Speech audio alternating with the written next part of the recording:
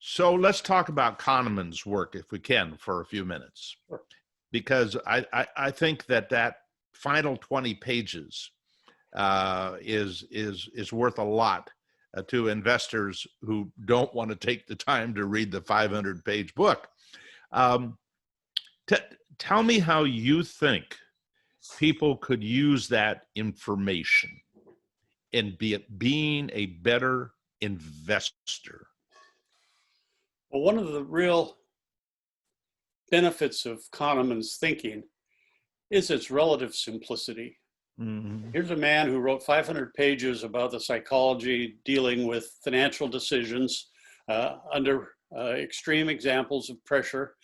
He talks about the kind of decisions people make if they're confronted with a loss or with a gain. And interesting that a decline of a certain magnitude will trigger one kind of response, and the intensity of the response, if they're making a decision when things are depressed, will be different. They'll make a higher risk decision than if things are higher. But I think the benefit of Kahneman is keep it simple.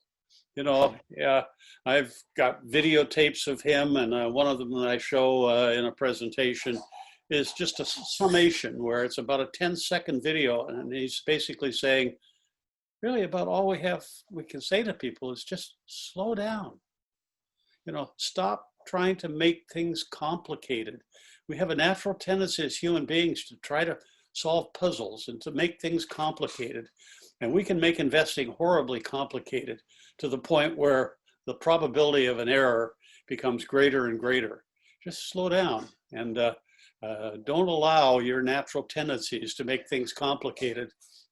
I saw this over and over again in my financial career, where I'd be dealing with people who reached that point in time where they were retiring and they had their monies in their retirement plan. And now for the first time, they could take control of it. You know, people want to control. They could take control of their money and they could roll it into a self-directed IRA, and they would. And but the thought that they now had control, but they also had time. They never had time when they were working. They were too busy earning a living and just letting the money build up in their retirement plan.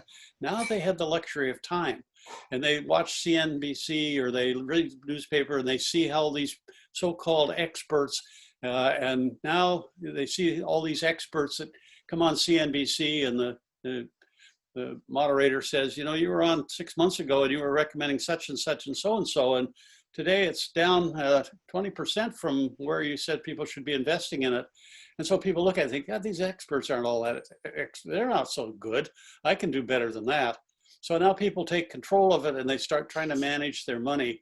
And they think somehow that the key is to spend a whole lot of time studying things, trying to figure out what earnings are going to be. And all of a sudden they're making way more decisions than they need to be. They're exposing themselves to greater and greater probabilities of errors, and their performance suffers. They don't do as well when they're managing that portfolio themselves than when they just had it kind of building automatically.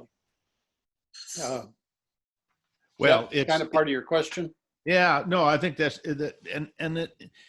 I think people who will take the time to read through those will see a lot about themselves. I certainly saw a lot about myself, my fears, my desire not to lose, loss aversion. That's a really big deal for those of us who deal with any scarcity issues.